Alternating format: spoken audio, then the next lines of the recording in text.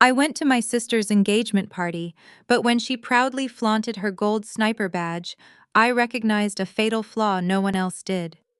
She kept bragging to her fiance's prestigious military family about surviving a brutal tactical course and defeating a ruthless instructor known only as Wraith.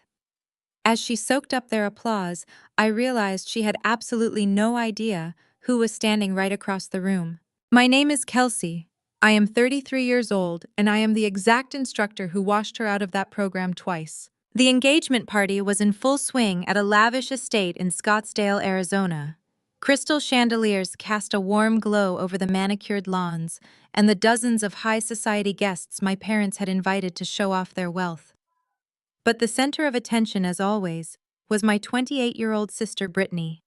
She stood in a shimmering designer gown holding a champagne flute in one hand and gesturing wildly with the other. Pinned prominently to the sweetheart neckline of her dress was a gold precision sniper badge. Dion, her fiancé, stood beside her. He was a striking African-American man and a former SWAT captain whose rigid posture spoke of years of strict discipline and hard-earned respect. Next to him stood his father, General Cole, a formidable and highly decorated retired African-American Army general. For a family steeped in generations of military honor and service to the country, earning a tactical badge of that caliber was the ultimate sign of respect. Brittany knew exactly what she was doing. She was using a piece of metal to buy her way into a legacy she could never earn on her own. I stood near the entryway listening to her weave a masterful fiction. The course was an absolute nightmare, Brittany announced, her voice carrying over the string quartet playing in the background. They push you to your absolute physical and mental limits. The worst part was the final night operation. We had to navigate a live fire simulation in the mud completely blind. The chief instructor, this absolute monster everyone called Wraith, tried everything to break me, but I held my ground. I passed the final trial and forced Wraith to hand me this badge. I had just stepped off a commercial flight from an overseas contracting job. I was wearing tactical cargo pants, scuffed boots, and a plain black jacket. I had not slept in 2 days and my patience was entirely non-existent. Before I could even grab a glass of water from a passing waiter, a sharp hand grabbed my bicep and yanked me behind a towering floral arrangement. It was my mother, Patricia. Her face was flushed with anger under her heavy makeup. "What on earth are you wearing?" Patricia hissed, her eyes darting nervously toward the wealthy guests to make sure no one was looking at us. "I told you this was a formal event. You look like a common warehouse worker. Are you actively trying to embarrass us in front of General Cole and his family?" I looked down at my boots, then back up at her furious face. "I came straight from the airport, Mom. I work for a living and my flight was delayed." Patricia scoffed, adjusting her diamond necklace with a look of pure disdain. "You do administrative work for some obscure security company. That is not an excuse to humiliate your sister on her special night. Just look at Brittany." She pointed a manicured finger toward the crowd where my sister was basking in adoration. "She is marrying into a legacy military family. She is an elite tactical shooter who survived a program you could not even dream of. Try to show some respect for a real professional, Kelsey, instead of dragging your jealousy into this house." For years, my parents had actively hidden my real career. When I dropped out of a traditional university to join the military and eventually become a senior tactical advisor for a top-tier private defense firm, they told their country club friends I was just doing basic clerical work. They considered my path beneath them an embarrassment to their pristine image. Meanwhile, they threw money at Brittany to buy her way into every prestigious circle she desired. But stealing valor was not a country club game. It was a federal offense and a deeply personal insult to everyone who had ever worn a uniform. I gently but firmly removed my mother's hand from my arm. "I am going to go congratulate the elite shooter right now," I said calmly. I stepped out from behind the flowers and walked straight toward the center table. The crowd parted slightly, their eyes taking in my rugged appearance amidst the sea of silk and tuxedos. I could feel the judgmental whispers starting, but I kept my eyes locked on my sister. General Cole was leaning in, inspecting the shiny metal pinned to Brittany's chest with an approving nod. "It takes immense grit to earn a precision marker like that," the general said, his deep voice commanding the space around him. "Dion told me you were ambitious. But this proves you have the tactical mindset our family values above all else. Brittany beamed, soaking up the validation like a sponge. Thank you, General. It was the hardest thing I have ever done. But I knew I had to prove my worth. I stopped right behind Dayon. The silence rippled outward as people noticed my intrusion. Brittany's smile faltered for a fraction of a second when she saw my clothes. She opened her mouth ready to dismiss me or make a snide comment about my appearance, but I did not give her the chance to speak. It is a beautiful piece of metal, I said loudly, my voice cutting through the ambient noise of the ballroom like a blade. But the Black Ops Precision badge does not have a blue enamel border. The string quartet seemed to falter in this background. General Cole slowly pulled his gaze away from Brittany and turned to look at me, his brow furrowing in confusion. Dion tensed, shifting his stance into something distinctly protective of his fiancée, yet his eyes narrowed at my words. I took one step closer, pointing directly at the small numbers etched into the bottom corner of the pin on her dress. And if you look closely at that serial number, you will see it starts with a 4. That specific batch of badges belongs to the 2019 roster of washed-out candidates. It was not issued last year, and it certainly was not issued by Wraith. The entire room went dead silent. The silence in the ballroom was so absolute, you could hear the ice clinking in the glasses of the waiters. For a few agonizing seconds, nobody moved. The high society guests just stared, trying to process the magnitude of what I had just said. Then the sharp crack of crystal slamming against mahogany shattered the quiet. My father Richard slammed his whiskey glass onto the nearest cocktail table with enough force to nearly break it. "What is wrong with you, Kelsey?" He boomed, his face turning a dangerous shade of red. He marched across the Persian rug, placing himself directly and protectively in front of Brittany. "Are you so desperate for attention that you have to come in here smelling like jet fuel and ruin your sister's engagement party?" I kept my eyes leveled on him, my posture completely relaxed. "I am simply pointing out a discrepancy, Dad. A rather severe and insulting one." "A discrepancy," he scoffed, turning to address the crowd with a forced, booming laugh that sounded entirely hollow. "Please excuse my oldest daughter, everyone. She is just a jealous college dropout who never quite figured her life out.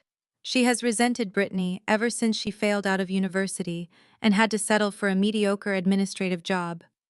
It is pathetic, really, but we try to manage her outbursts." The wealthy guests began to murmur among themselves, casting pitiful and judgmental glances my way. My father was using the exact lie they had concocted years ago to explain away my sudden departure from college. They never told anyone I left to join the military. They deliberately hid my service record because they considered being a soldier a low-class profession. They just labeled me a failure to make Brittany's mediocre bought and paid for achievements look like sheer brilliance by comparison. Before I could respond, Dion stepped forward. He placed a gentle but incredibly firm hand on my father's shoulder, easing him back. As a former SWAT captain, Dion knew exactly how to de-escalate a physical confrontation, but his dark eyes were hard and locked entirely onto mine. "Listen to me carefully, Kelsey," Dion said, his voice carrying the low, resonant authority of a man used to commanding tactical teams in life-or-death situations. "In my family, we honor those who have put their lives on the line. My father served this country. I served my city. We respect the blood, sweat, and sacrifice left on the training grounds by anyone brave enough to step up." He stepped closer to Brittany, shielding her slightly. "Brittany earned that badge through sheer grit and determination. Coming into my house and accusing my future wife of stolen valor is a severe offense. Where I come from, that is an unforgivable accusation that destroys lives. If you cannot respect the uniform or the badge, you need to step away right now." I looked at Dion. I actually respected the man immensely.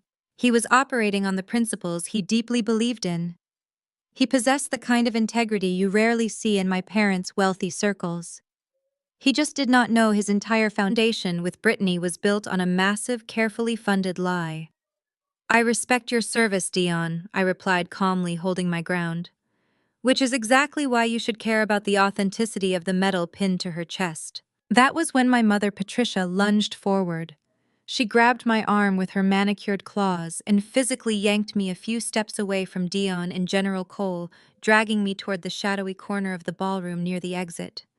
Her heavy floral perfume was suffocating as she leaned in close, her teeth bared in a vicious, panicked whisper. "Have you lost your mind?" Patricia hissed, looking frantically over her shoulder.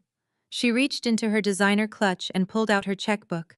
Her hands were shaking with absolute rage as she hastily scribbled on it, tearing the check out and forcefully shoving it against my chest. "Take this and leave," she commanded, her voice trembling with barely contained fury. "It is for $10,000. Consider it an early birthday present or a severance package from this family. I do not care what you call it, just take it and get out. You have always tried to steal her joy. Ever since you failed out of school, you have made it your life mission to drag her down to your miserable level. You will not ruin her marriage to a prominent family just because you are a nobody. Take the money and walk out that door before I have security physically throw you out." I looked down at the piece of paper pressed against my dark tactical jacket. $10,000. They were literally trying to buy my silence to protect a lie that disrespected the very military community they were currently trying to impress. It was the exact same toxic tactic they used our entire lives: throw money at a problem until it disappears and blame me for everything. They thought everyone had a price. I did not reach for the check. I simply took a deep breath and stepped back, letting the piece of paper flutter slowly to the marble floor. It landed right at my mother's expensive heels. "I do not need your hush money, Mom," I said, my voice completely steady, carrying effortlessly across the quiet room. I turned my back on my furious parents and locked eyes directly with Brittany. She was gripping Dion's arm so tightly her knuckles were stark white. Her breathing had become shallow and erratic. She knew she was cornered, but she was still hoping her golden child armor and our parents' money would somehow protect her. I took one slow, deliberate step toward her, closing the distance. "Do you remember the night operation on October 14th, Brittany?" I asked, my tone dropping into the cold, authoritative cadence I used on the training field. She froze. The fake, confident smile completely vanished from her face. I kept my eyes fixed on hers, letting the heavy silence stretch for a fraction of a second before delivering the strike. "Do you remember the live fire navigation drill at 0200 hours when you panicked?" I asked, my words ringing out clearly for General Cole and Dion to hear. "When you abandoned a loaded, unholstered weapon at firing point 3, leaving your squad completely exposed, and ran away crying into the tree line." Brittany's face went ghost white. All the color drained from her cheeks, leaving her looking like a terrified child. She opened her mouth to speak, but absolutely no sound came out. Brittany stood paralyzed for a few agonizing seconds. Her lips parted, but she could not form a single syllable. The absolute terror in her eyes told me she knew exactly what night I was talking about. Then her survival instincts kicked in. The golden child facade slammed back into place, accompanied by a sudden theatrical gasp. "She is crazy!" Brittany shrieked, her voice trembling as she clung tighter to Dion's arm. "She is completely psychotic. Dion, you cannot listen to her. She is just using words she heard in movies to try and sound intimidating. I told you she has been obsessed with ruining my life ever since she failed out of college." Brittany pressed her face against Dion's shoulder, forcing a few desperate tears to spill over her perfectly contoured cheeks. "Make her leave, Dion," she sobbed, playing the fragile victim to absolute perfection. "She is making all of this up because she cannot stand seeing me happy." Dion looked down at his crying fiancé and then back at me, his jaw tightened. As a former SWAT captain, he was trained to read body language and assess threats. He could see my heart rate had not elevated a single beat. He could see my hands were relaxed at my sides. I was not acting like a hysterical, jealous sister. I was delivering a precise tactical after-action report. My father, Richard, saw Brittany crying and completely lost whatever fragile grip he still had on his temper.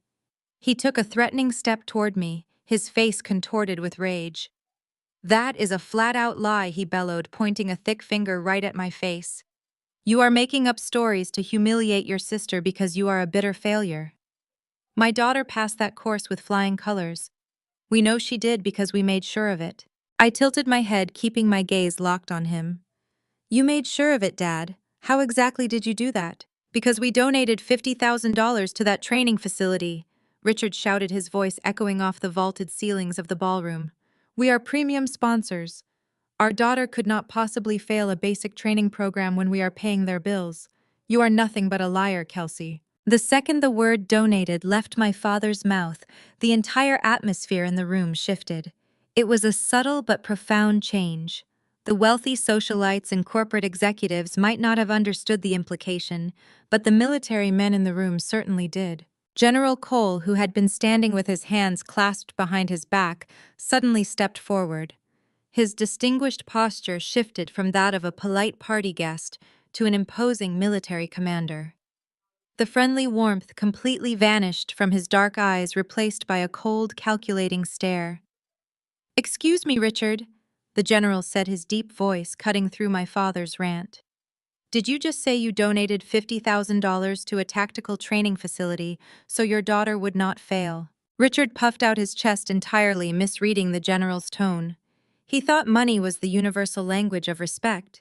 He thought buying a credential was the same as earning it. "Well, of course, General," my father replied, puffing out his chest. "We support our military and security contractors. We made a generous contribution to their operations fund. In return, they ensured Brittany received the top-tier training and the credentials she deserved. That is how these things work. We do not tolerate failure in this family." Dion slowly untangled Brittany's hands from his arm. He stepped back, creating a distinct physical distance between himself and his fiancée. He looked at the shiny gold badge pinned to her dress, and then looked at her tear-stained face. The realization was hitting him hard. In the tactical community, you cannot buy a precision sniper badge. You earn it in the mud and the rain, and through extreme physical exhaustion. Buying it was the ultimate disgrace. "How bought the badge?" Dion asked, his voice dangerously quiet. "No," Brittany panicked, her eyes darting wildly between Dion and my father. "No, baby, that is not what he meant. Dad is just confused about the tuition costs. I earned it. I swear I earned it. She is just trying to frame me." Brittany could feel her perfect future slipping through her fingers. Dion's family valued integrity above all else, and my father had just handed them a confession of bribery on a silver platter. She looked around the room, seeing the disgusted whispers from the guests and the icy stares from Dion's relatives. She was completely cornered. Her panic morphed into reckless desperation. She needed a distraction. She needed a reason to run out of the room and play the victim away from the piercing gaze of General Cole. Brittany suddenly reached out and grabbed a full glass of red wine from a nearby cocktail table. With a sharp, furious motion, she swung her arm, aiming to throw the dark liquid directly into my face. It was a classic reality television move designed to cause chaos, ruin my clothes, and give her the perfect excuse to flee to the bathroom in hysterics. But she forgot who she was dealing with. I did not even need to think. My muscle memory took over instantly.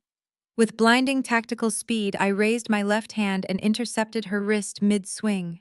My fingers clamped down hard on her forearm, hitting the pressure point with precise force. Brittany let out a sharp yelp of pain as her hand automatically sprang open. The wine glass dropped straight down, shattering on the marble floor without a single drop touching my jacket. Before she could pull away, I twisted her wrist slightly, locking her arm in a flawless submission hold that required zero effort to maintain, but made it impossible for her to move without hurting herself. "Let go of me!" she shrieked, struggling against my grip. Her carefully crafted, elegant persona completely dissolving into a childish tantrum. "You are hurting me." I kept my expression entirely blank, ignoring the gasps from the crowd and the sudden movement from my mother. I reached into the breast pocket of my tactical jacket with my free hand.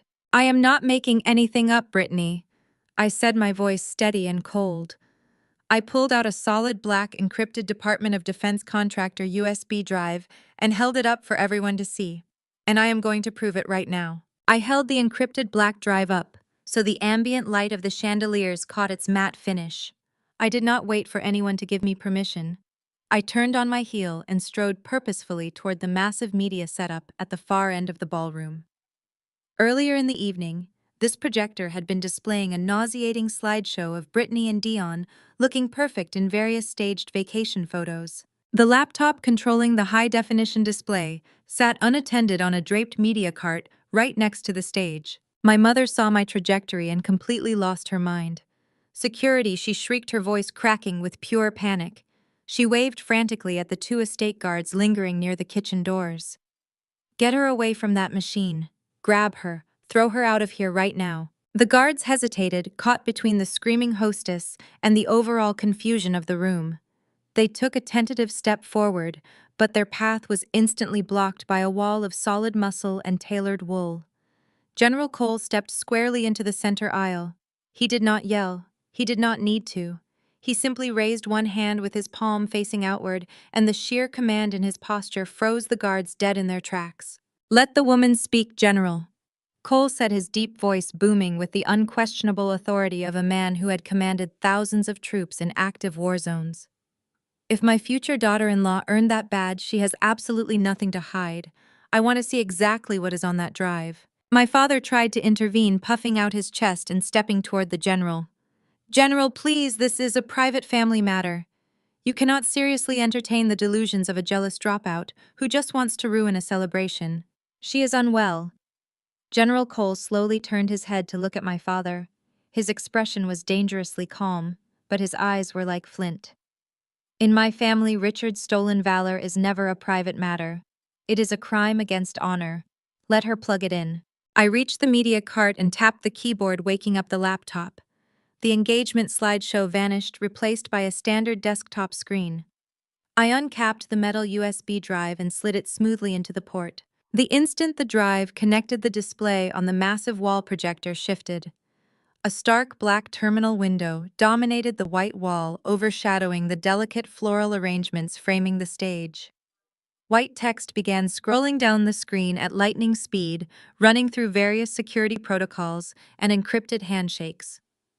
The wealthy guests in the room watched in absolute silence. They were used to seeing financial spreadsheets and marketing presentations, not military-grade software architecture booting up at a cocktail party. A bright red warning banner flashed across the top of the projection. It read, "Department of Defense Contractor, Database Restricted Access Only." The tension in the ballroom was so thick it felt like the air had been violently sucked out of the space.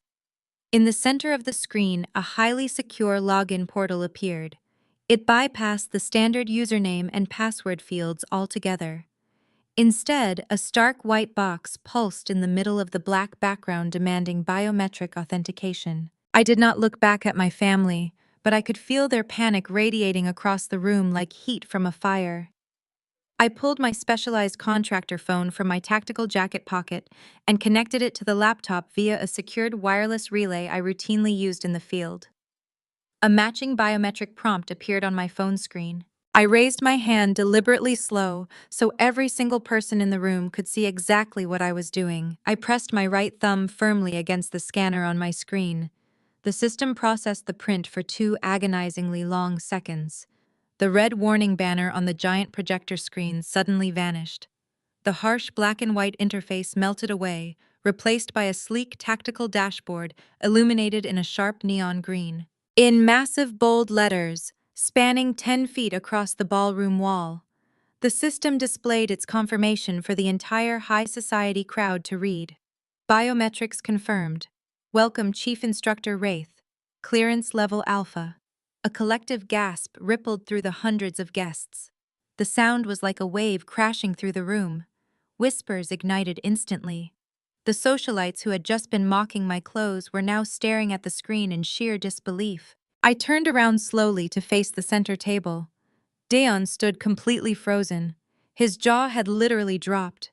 His dark eyes darted from the massive green text on the wall, directly to me, taking in my tactical boots, my cargo pants, my plain black jacket. The pieces were aggressively locking into place in his mind, the way I had effortlessly blocked Brittany earlier without raising my pulse. The absolute lack of fear I showed when confronting his formidable father. The authoritative cadence of my voice. He realized he was staring at a highly classified tactical instructor. But Brittany's reaction was the one that truly captured the gravity of the moment. The color had already drained from her face earlier, but now her entire physical structure simply gave out. Her legs gave way beneath her expensive designer gown, and she collapsed heavily into the nearest mahogany dining chair. She was shaking so violently the crystal wine glasses on the table rattled against each other. Her eyes were wide with a terror that went far beyond social embarrassment. She stared at the name Wraith glowing in green light above my head. She was finally connecting the dots. The deep voice obscured by a tactical mask in the freezing rain. The ruthless evaluator who had shown her absolutely zero mercy on the mud-soaked training course. The phantom who had rejected her bribes and kicked her out of the elite program. She had spent the entire evening bragging to military veterans about defeating a legendary ruthless instructor. And now, as the green light washed over her terrified face, she realized that the nightmare she thought she left behind in the mud was her own sister standing right across from her. The green glow of the login screen washed over the silent ballroom. I did not pause to let my family recover from the shock. I reached out and tapped the laptop trackpad, navigating through the highly classified directories. The silence in the room was so heavy it felt like a physical weight pressing down on everyone. I located the specific archive directory from 4 years ago. I double-clicked a file labeled Candidate Dismissal Records. A high-definition PDF document snapped onto the massive 10-foot projector screen. At the very top left corner was a stark, high-resolution photograph of Brittany looking exhausted and covered in mud. Across her face in the center of the document was a massive, bright red digital stamp that read, "Washed out." The formatting was unmistakable to anyone with a background in defense or law enforcement. It was an official, unalterable Department of Defense contractor evaluation form. I turned to face the crowd, keeping my voice at that same measured tactical cadence I used during debriefings. "Let us review the official after-action report for candidate number 409, I said loudly, ensuring my voice reached the very back of the room. I pointed to the text on the screen. The document clearly detailed the events of the final night operation. I began to read the specific infractions out loud, letting each word hang in the air like a gavel strike. Major infractions include cowardice under extreme pressure, abandoning squad mates during a live-fire navigation drill, and severe safety violations, including dropping a loaded, unholstered weapon in an active training zone. A collective murmur of absolute disgust rippled through the military guests in the room. Dion physically recoiled, taking another step away from Brittany. In the tactical community, dropping a loaded weapon and abandoning your team in the dark were not just mistakes. They were unforgivable sins that got people killed. General Cole's face hardened into a mask of pure contempt. He had commanded soldiers who had died for each other. Hearing that his future daughter-in-law had abandoned her team to save her own skin was the ultimate insult to his family legacy. I scrolled to the very bottom of the document where a digital signature was securely encrypted into the file. And the evaluating officer who signed off on this dismissal, I continued pointing at the screen. Chief Instructor Kelsey, call sign Wraith. Brittany let out a loud, guttural sob, burying her face in her hands. She could not even look at Dayon. Her entire facade was evaporating in front of the very people she had tried so desperately to impress. But my father Richard was not ready to surrender his golden child's reputation. The realization that his $50,000 bribe had been completely wasted and his daughter was a certified failure short-circuited his brain. He charged forward, his face purple with absolute fury. "That is a forgery!" he screamed, pointing a shaking finger at the projection screen. "You hacked into some random system and created a fake document to frame your sister. You have always been jealous of her beauty and her success. I am going to sue you for everything you have, Kelsey. I will drag you through civil court for defamation and destroy whatever pathetic career you think you have." My mother, Patricia, immediately joined his side, completely frantic. She actually tried to grab the power cord of the projector to rip it out of the wall. "Turn that machine off!" she shrieked, her voice echoing shrilly across the ballroom. "Turn it off right now, or I will have everyone in this room fired." The venue manager stepped forward quickly, but he looked toward General Cole. The general simply shook his head once, a sharp, authoritative negative. The manager stayed frozen in place, entirely unwilling to cross the general who held significant power and influence in their community. "Do not listen to her, Dion," my father pleaded, turning his attention to the former SWAT captain. "Think about it sensibly. How could a college dropout possibly be an elite tactical instructor? It makes absolutely no sense. She is a fraud, She hired someone to build this fake website just to ruin the wedding out of pure spite. Dion did not look at my father.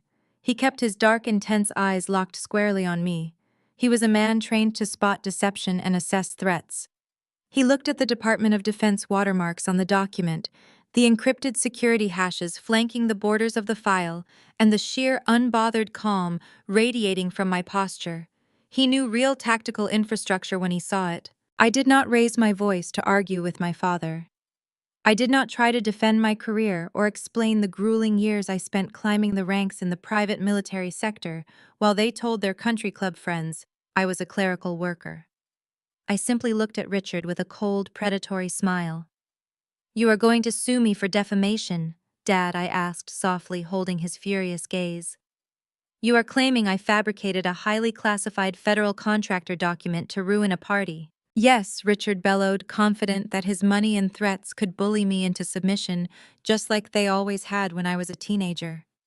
"It is a fake, and you are going to pay dearly for pulling this stunt." I did not argue. Arguing was what victims did. I was the executioner. "If you truly believe this is a forgery," I said, turning back to the laptop, "then you will definitely want to explain away the next piece of evidence to your highly paid lawyers." I closed the PDF document. The screen returned to the secure tactical directory. I moved the cursor down to a heavily encrypted video file. The file name was displayed in bright white text: Raw Infrared Night Vision Recording, October 14th. Brittany lifted her tear-stained face from her hands. Her eyes widened in absolute sheer terror as she read the title of the file. She knew exactly what was on that recording. She knew it was the definitive end of her perfectly curated high society life. "No!" Brittany screamed, lunging forward from her chair, her designer dress tangling around her legs. "Please, Kelsey, do not play it." I did not hesitate. I double-clicked the video file and stepped back to let the system load the undeniable truth. The harsh static of the audio channel crackled through the high-end surround sound speakers of the ballroom. The crystal-clear infrared footage filled the massive projection wall, bathing the room in a stark monochromatic glow. The video was not shot on a cell phone. It was captured by a military-grade body camera. The screen displayed a proprietary heads-up display featuring GPS coordinates, a live heart rate monitor, and encrypted operational timestamps running along the bottom edge. Dion took a sharp breath. His eyes locked onto the specific layout of that tactical interface. As a former SWAT captain who had worked joint task force operations with federal contractors, he knew exactly what he was looking at. He recognized the watermark of the encrypted software. He knew with absolute certainty that this footage was raw, unedited, and mathematically impossible to deepfake. The structural integrity of the file was flawless. He looked from the screen to me, finally understanding the sheer magnitude of the world I operated in. The camera angle pointed downward into a flooded trench. Heavy rain lashed against the lens, creating a chaotic drumming sound that echoed off the elegant walls of the estate. There, kneeling in ankle-deep freezing mud, was Brittany. The glamorous, poised woman standing in the ballroom today was entirely absent. The Brittany on the screen was a shivering, miserable mess. Her tactical gear was improperly fastened. She was hyperventilating, her face smeared with camouflage paint and running mascara. She looked utterly pathetic. Brittany was clutching something in her trembling hands. The infrared camera zoomed in slightly, revealing a thick, sodden stack of $100 bills secured with a rubber band. She was holding it out toward the camera, offering it to the shadow towering over her. "Please," her voice whined through the speakers, shrill and desperate against the roaring rain. You do not understand. My parents will pay you anything you want. Name your price. I just need the badge. I need it for my Instagram and my fiance. He comes from a military family. I cannot go home empty-handed." The camera did not move. The tall, imposing figure behind the lens simply looked down at the pathetic display of wealth and weakness. When the voice finally spoke, it was heavily distorted by the mechanical filter of a tactical helmet. The tone was completely devoid of emotion or mercy. It was the voice of a predator rejecting a weak piece of prey. "Keep your money," the robotic voice commanded. "Pack your bags. You are a disgrace." The video abruptly snapped to black. The ballroom was plunged back into silence, save for the soft hum of the projector cooling fan. The contrast between the shrieking muddy fraud on the wall and the silent shimmering bride to be in the center of the room was utterly devastating. Nobody dared to breathe. The high society guests who had been whispering about my cargo pants minutes ago were now staring at Brittany with overt revulsion. Brittany sat frozen in her mahogany chair, her hands covering her mouth. She could not force a single fake tear. She could not spin a single lie to save herself. The audio had been crystal clear. She had confessed to faking her credentials for social media clout and to manipulate her fiance. It was the ultimate betrayal of everything Dion and his family stood for. Dion stared down at her. The love and admiration that had warmed his dark eyes all evening were completely extinguished. In their place was a hollow, freezing contempt. He had believed he was marrying a strong, disciplined equal. A woman who understood the sacred weight of service and sacrifice. Instead, he realized he had proposed to a spoiled narcissist who thought she could simply buy the honor his grandfather and father had bled for. My father, Richard, stood entirely speechless, his mouth hanging open. His $50,000 bribe had been exposed on a massive screen, and his daughter had just admitted on tape to attempting to bribe a federal contractor. The legal and social ramifications were crashing down on him all at once. My mother, Patricia, looked like she was going to be physically sick, gripping the edge of the cocktail table to keep from collapsing. But it was General Cole who moved first. The retired military commander possessed an aura that demanded absolute obedience, and his fury was a terrifying thing to witness. He did not yell. He did not lose his temper like my father had. His rage was composed, lethal, and precise. He stepped forward, his heavy dress shoes stepping cleanly across the marble floor until he stood directly over Brittany. My parents shrank back, terrified by the sheer physical presence of the furious general. Brittany looked up at him, her lips trembling uncontrollably. She tried to stammer out an apology, but the words died in her throat. She knew there was no excuse in the world that could save her from a man who valued military integrity above his own life. General Cole reached down with one massive hand. He grabbed the shiny gold precision sniper badge pinned to the delicate fabric of her designer gown. With a single sharp yank, he ripped it straight off her chest, tearing the expensive silk in the process. He held the stolen valor in his fist and slowly crushed the metal pin between his fingers, letting it drop to the floor. "You disgust me," he growled, his voice vibrating with absolute loathing. General Cole let the crumpled piece of gold metal fall to the marble floor. It hit the ground with a sharp metallic clatter that echoed across the dead silent ballroom. He turned his back on Brittany, completely signaling that she no longer existed in his eyes. He walked back to his wife and simply stood there, an immovable wall of righteous military pride. The high society guests, holding their breath, knew they were witnessing the absolute destruction of a social dynasty. Now it was Dion's turn. He had remained incredibly still while his father dismantled Brittany's lie. Dion stepped forward. He did not yell.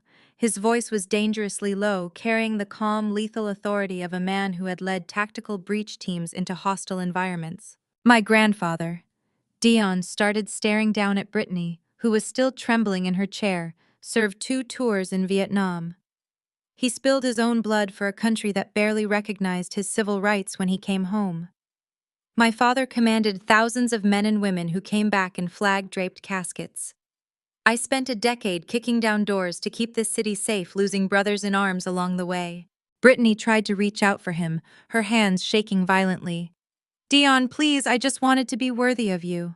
I wanted your family to be proud of me." Worthy. Dion repeated the word, dripping with pure venom. "You think you can buy worth. You think a piece of metal you bought with your daddy's dirty money makes you equal to the people who actually bled for it. You did not do this for me, Brittany. You did this for your social media followers. You did this because your ego is a bottomless pit that requires constant validation. You used my family's legacy as a cheap prop for your online clout." Dion looked down at his left hand. He grabbed the heavy tungsten engagement band he had worn for the past year to symbolize their upcoming marriage. He slid it off his finger with one swift, decisive motion. He picked up the half-full crystal champagne flute resting on the table next to her. He held the ring over the glass and let it go. The heavy metal band sank to the bottom with a muffled clink, drowning in the expensive champagne. "We are done," Dion said coldly. "Do not ever try to contact me or my family again." The reality of the breakup finally pierced through my mother's shock. Patricia let out a horrified shriek. She lunged forward, her expensive heels slipping slightly on the polished floor. She grabbed Dion's forearm, her heavily manicured fingers digging into his suit jacket. "Dion, please, you must be reasonable," Patricia cried out, tears ruining her perfectly applied makeup. "She made a mistake. She was just intimidated by your family's prestigious background. The pressure we put on her to be perfect was simply too much. You cannot throw away a beautiful relationship over one foolish mistake. We will go to counseling. We will fix this." Dion gently but firmly removed Patricia's hands from his arm. His expression was a mask of utter disgust. "There is no counseling for a lack of a moral compass," he stated flatly. "Seeing his wife fail my father." Richard stepped in. He smoothed down his custom-tailored suit jacket, instantly defaulting to the only strategy he knew how to use. He treated this devastating emotional betrayal exactly like a hostile corporate merger that was going south. He thought he could simply negotiate his way out of a moral deficit. "Let us step into the private lounge, Dion," Richard said, lowering his voice into his smooth boardroom baritone. "We are all adults here. Things got heated. But we can resolve this quietly. You know how the real world operates. Money changes hands. Favors are granted. I know you recently retired from the tactical force to transition into the private security sector." Richard took a step closer, adopting a conspiratorial tone, completely ignoring the fact that half the ballroom was listening to his desperate pitch. "If you stay with my daughter, and we keep this little misunderstanding out of the press, I will personally guarantee your future. I will create a senior vice president position for you at my corporation. 7 figures a year, full benefits and stock options. You will never have to work a dangerous day in your life again. Just let this go and walk out of here with Brittany on your arm." The sheer audacity of the offer hung in the air. Richard actually believed he could bribe a man who had just dumped his fiancée for bribery. Dayon looked at my father as if he had just scraped him off the bottom of his tactical boots. A slow, chilling sneer spread across Dion's face. Dion reached into his pocket and pulled out his phone. He tapped the screen a few times, unlocking it, and held the glowing display right up to my father's face. "I still have plenty of friends in federal law enforcement," Dion said, his voice echoing loudly enough for the entire room of investors and executives to hear. "I just messaged my entire network. Your corporation is officially flagged for felony bribery of a defense contractor. I do not work for criminals. I just messaged my entire network. Your corporation is officially flagged for felony bribery of a defense contractor. I do not work for criminals." Dion's words hung in the air, heavy and absolute. He did not wait for my father to respond. He simply turned his back on Richard, an ultimate gesture of dismissal, and walked over to stand beside his father. General Cole gave a sharp nod of approval. The message was sent, received, and processed by every single person in that extravagant ballroom. The engagement was over, but the professional slaughter was just beginning. Half the guest list consisted of General Cole's personal network. These were not just wealthy socialites looking for free champagne. They were private military contractors, federal logistics directors, politicians, and corporate executives whose entire livelihoods depended on maintaining spotless government security clearances. Being in the same room as a man who had just been publicly outed for felony bribery of a federal training facility was an immediate catastrophic liability. The exodus began instantly. It was not a chaotic rush to the doors, but rather a cold, calculated, and terrifyingly silent evacuation. The string quartet had completely stopped playing minutes ago. The only sounds in the massive hall were the shifting of expensive fabric and the sharp clicks of leather shoes retreating across the marble floor. Men and women who had been drinking my parents' premium wine just moments ago set their glasses down on the nearest tables and walked away. Nobody stopped to say goodbye to my mother. Nobody offered my father a handshake. They walked in a wide circle around Brittany, who was still slumped in her chair staring blankly at the floor. My parents were rendered socially radioactive in the span of 3 minutes. The grand ballroom, decorated with tens of thousands of dollars in white roses, suddenly felt like a beautifully staged graveyard for my family's reputation. Patricia watched her carefully curated high society life walk out the front doors. Her mouth opened and closed in mute horror as she realized that all her years of social climbing had just been eradicated. But the social death was nothing compared to the financial execution that was currently downloading into my father's pocket. The heavy silence of the emptying ballroom was suddenly shattered by a sharp, vibrating buzz.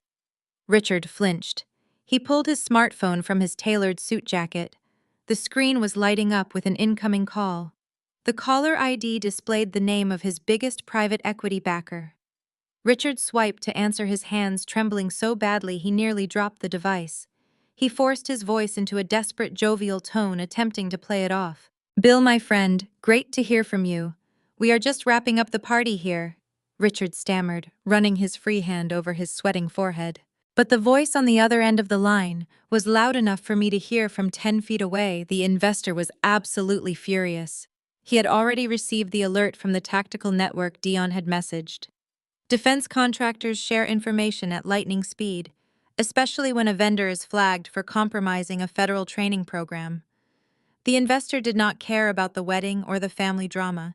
He cared about his capital. I heard the man shout that he was pulling his backing immediately and severing all ties with my father's corporation. Richard went pale. The blood completely drained from his face. "Bill, please, you have to understand. It is a misunderstanding. Just a family dispute," my father pleaded. His authoritative boardroom baritone cracked into a pathetic high-pitched whine. "We can clear this up by tomorrow morning." But the line went dead. Richard stared at the screen in absolute horror. Then the phone buzzed again. A text message from a senior board member. Then an email notification from his legal counsel. Then another phone call from a massive supply chain partner. The device in his hand became a rapid-fire machine gun of cancellations, withdrawn funding, and severed contracts. The $50,000 bribe he paid to buy Brittany a fake badge was currently costing him tens of millions of dollars in a matter of seconds. The corporate empire he worshipped above his own children was collapsing in real time right in the palm of his hand. Patricia realized there was no fixing this. The guests were gone. The money was evaporating. Her golden child was ruined. Having lost every ounce of power she thought she held, my mother turned her absolute venom onto the only target she had left. She spun around to face me, her eyes wild and bloodshot, her face twisted into a mask of pure, unadulterated hatred. "You monster!" Patricia screamed, her voice echoing shrilly in the cavernous, empty ballroom. She took a step toward me, her hands curled into fists at her sides. "You planned this from the start. You came here tonight specifically to destroy your own family. You have always been a vindictive, spiteful little brat." I stood perfectly still, watching her unravel. My heart rate remained completely steady. I did not flinch, and I did not step back. "You could not stand to see your sister succeed," Patricia continued, tears of rage spilling down her cheeks, ruining her expensive makeup. "You could not handle the fact that she was beautiful and marrying into a powerful family, while you are just a miserable, lonely failure. So you decided to burn our entire lives to the ground out of pure spite. You ruined her life. You ruined your father's business. You destroyed this family." I let her scream. I let her exhaust the last remaining fumes of her toxic entitlement. I did not raise my voice, and I certainly did not defend myself against her pathetic accusations. I simply raised my left arm and calmly checked the time on my tactical watch. I looked from the digital display back up to my mother, and then shifted my gaze to my father, who was still staring at his endlessly buzzing phone in a state of catatonic shock. "I didn't destroy anything," I said, my voice cutting through my mother's hysterics with freezing precision. "You destroyed yourselves the second you decided to buy a badge instead of earning it." I paused, letting the cold reality of my words settle over them before delivering the final strike.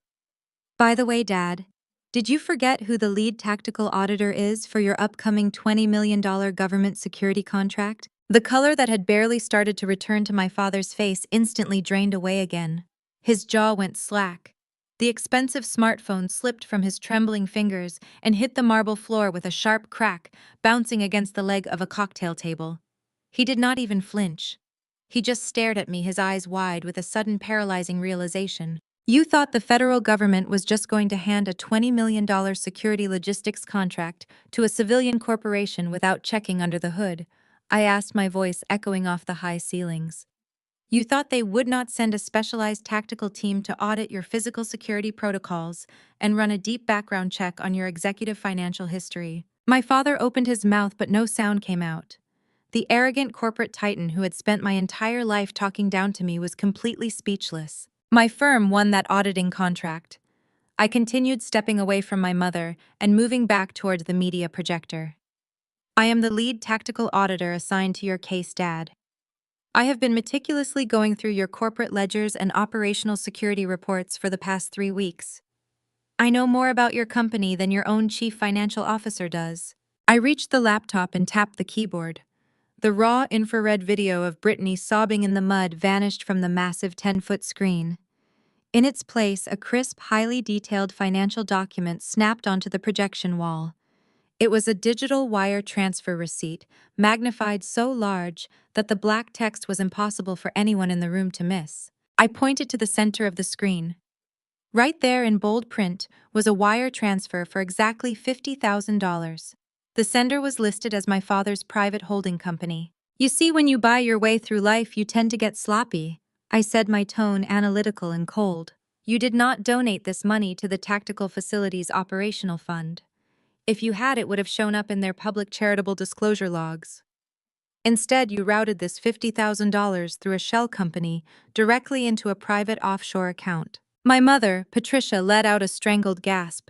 She took a step backward, physically retreating from the glaring evidence projected on the wall.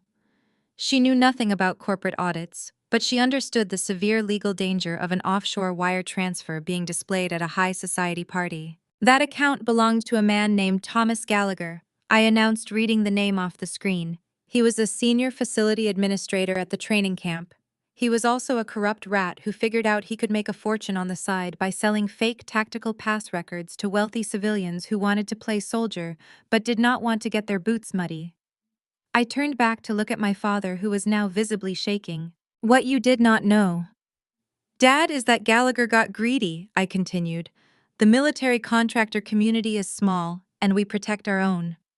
We started noticing discrepancies in the graduation rosters. Unqualified candidates walking around with precision badges they did not earn. So the higher-ups brought me in to investigate the leak. I am the one who audited his files. I am the one who uncovered his little bribery ring. And I am the one who had him terminated and federally indicted last month. A harsh collective gasp rippled through the remaining guests. The few people who had lingered near the exits were now listening with rapt attention. This was no longer just a scandalous family dispute over a wedding. This was a live federal crime being dissected in a ballroom. When I seized Gallagher's encrypted hard drives, I traced every single bribe he took, I said, tapping the screen one last time. And right there at the top of his client list was a $50,000 deposit from you to falsify a precision sniper badge for my sister. My father looked like he was going to collapse. He grabbed the edge of a chair to steady himself, his chest heaving as he struggled to draw a full breath. You cannot use this, he stammered, his voice a pathetic, raspy whisper. You hacked private financial records. This is illegal search and seizure. It is inadmissible. It is a federal audit authorized by the Department of Defense, I corrected him sharply. I have absolute full clearance to review any financial anomaly connected to a government security bidder. You handed me the murder weapon and begged me to pull the trigger. The heavy sound of footsteps approached from my left. General Cole walked deliberately across the open floor, his presence radiating absolute authority. He stopped right beside me, presenting a formidable united front against my terrified parents. The general looked up at the massive wire transfer receipt on the wall. His dark eyes scanned the routing numbers, his jaw set in a hard, unforgiving line. He did not look shocked. He looked like a predator who had just cornered his prey. You really are a fool, Richard, General Cole said, his deep voice carrying a lethal calm. Did you honestly believe you could bribe a federal tactical instructor and not have it flag every oversight protocol in the system? My father swallowed hard, sweat beading on his forehead. General, I can explain. It was a lapse in judgment. I was just trying to help my daughter. General Cole cut him off with a sharp wave of his hand. You do not get to explain anything to me. I sit on the Department of Defense Oversight Committee for that exact tactical training facility. It is my personal responsibility to ensure the integrity of the men and women who earn those badges. By bribing an administrator to falsify tactical readiness records, you have compromised federal security protocols. Dion stood a few feet away, watching his father take charge. The former SWAT captain looked at me with a newfound expression of profound respect. He finally understood the entire picture. I had not come here to act out of petty sibling rivalry. I had come here to execute a sanctioned tactical takedown of a criminal enterprise that happened to be run by my own father. General Cole reached inside his tailored suit jacket and pulled out his cell phone. He did not hesitate. He did not offer my father a chance to negotiate or beg for mercy. He unlocked the screen and dialed a number right there in the middle of the ballroom. The room was so quiet we could hear the phone ringing through the earpiece. After 2 rings, someone answered. General Cole kept his eyes locked dead onto my father as he spoke into the receiver. Yeah, Jim, General Cole said, his voice ringing with absolute military command. It is Cole. I need you to mobilize a unit right now. I have got a live felony bribery and stolen valor case for you, and the perpetrators are standing right in front of me. General Cole lowered his phone from his ear and tapped the screen to end the call. He did not put the device back into his pocket. He simply held it in his hand, a silent promise that the federal wheels were already in motion. The swift, brutal reality of his words finally broke through the last remaining layer of Brittany's delusion. Until this exact second, my sister still believed there was a way out. She thought her tears, her designer dress, or our father's checkbook could somehow rewind the clock and erase the digital evidence glowing on the projector wall behind me. But hearing a retired military commander officially dispatch federal agents to her engagement party shattered her golden child armor completely. Brittany let out a loud, agonizing wail that scraped against the high ceilings of the ballroom. Her knees buckled beneath her. She collapsed onto the hard marble floor, her expensive silk gown pooling around her like a deflated parachute. She buried her face in her hands, her shoulders heaving with violent, hysterical sobs. "It is not my fault!" Brittany screamed, her voice cracking as she looked wildly between our parents and Dayon. "You do not understand the pressure I was under. Everyone expected me to be exceptional. Everyone expected me to be the perfect daughter, the perfect bride." She pointed a shaking finger at my father, who was currently slumped in a chair with his head in his hands, completely paralyzed by his impending federal indictment. "You pushed me to be elite!" she shrieked at him. "You told me I had to impress Dion's family, that I could not just be a regular person. You made me feel like I was not enough unless I had a title or a badge to prove it. I had to fake it. I had to do it to survive the expectations." She dragged herself across the floor on her knees, leaving a trail of ruined silk and smeared makeup behind her. She reached out and desperately grabbed Dion's tailored suit pants, her knuckles turning white as she clung to his legs. "Dion, please look at me," Brittany begged, looking up at him with wild, pleading eyes. "I was so intimidated by your father. I was so intimidated by your family's legacy. My mental health was completely fragile. My anxiety was crippling me every single day. I just wanted to be perfect for you.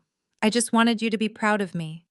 You cannot throw away our entire future because I had a mental breakdown and made a mistake under pressure." She was playing the ultimate victim card, weaponizing the concept of mental health to excuse a premeditated, highly coordinated felony. She thought appealing to Dion's protective nature would save her. She thought he would see her as a damaged bird that needed rescuing. Dion looked down at the woman clutching his legs.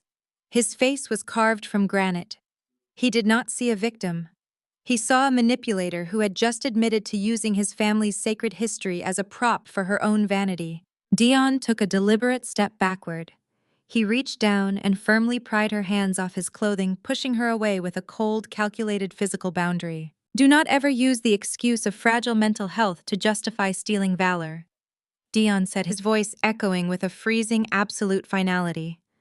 "Real mental toughness is failing in the mud, admitting you were not good enough and working harder to earn your place. Real mental toughness is owning your failures.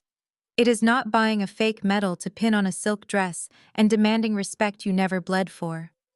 You disrespected every man and woman who actually struggled, suffered, and died for that emblem. Brittany slumped forward onto the floor, curling into a ball as she sobbed uncontrollably. Dion turned his back on her, standing shoulder to shoulder with his father, completely severing the final tie between their two families. Seeing her daughter sobbing on the floor and realizing that federal investigators were currently mobilizing to raid my father's corporate offices, my mother completely snapped. The polished high society hostess evaporated, leaving behind a frantic cornered animal. Patricia lunged toward me, her eyes wide with sheer panic. She stopped just a few feet away, pointing frantically at the glowing wire transfer receipt still projected on the ballroom wall. "You have to fix this, Kelsey," Patricia demanded, her voice shrill and commanding, treating me exactly like the obedient scapegoat she thought I still was. "You are the auditor. You have the security clearance. Log back into that machine right now and delete the file. Erase the wire transfer. Erase the dismissal record. You have to scrub the system before those federal agents get here." I looked at my mother, completely unbothered by her frantic demands. "I cannot delete it, Mom," I stated calmly. "That is not how federal tactical databases work. The data is locked into a secure blockchain. The moment I authenticated my biometrics and pulled that file, a secondary log was sent directly to the Department of Defense Oversight Committee. The evidence is permanent." "You are lying!" Patricia screamed, taking another step toward me, her face contorted with rage. "You can do it. You just want to see us burn. You are a vindictive, ungrateful monster. You owe us. We gave you everything. We fed you, we housed you, we put up with your miserable attitude for years." I stared at her, letting the silence stretch for a fraction of a second. "I owe you absolutely nothing," I replied, my voice dropping to a low, dangerous whisper. "You threw me out the door the minute my career path did not match your country club aesthetic." Patricia lost whatever shred of sanity she had left. In her blind, hysterical panic to justify why I owed her my compliance, she screamed the one secret she had guarded for 5 years. "I used your useless college fund to buy her that badge," Patricia roared, the admission tearing from her throat before she could stop it. "We needed the money to secure her future with Dion. You owe us for raising you." The echo of my mother's shrieking confession slammed into the vaulted ceilings of the ballroom and rained down on the stunned crowd. "I used your useless college fund to buy her that badge." The words hung in the air, venomous and desperate. Patricia stood there, her chest heaving, her eyes wide, as she realized what she had just screamed in a room full of federal contractors, military veterans, and high society investors. She had just publicly confessed to financial theft. A collective gasp, sharper and more horrified than any previous reaction tonight, swept through the remaining guests. Even the seasoned corporate executives, people who navigated cutthroat boardroom deals every single day, looked physically repulsed. Stealing from your own flesh and blood to fund a felony was a level of depravity that crossed every acceptable line. I did not flinch. I did not shed a single tear.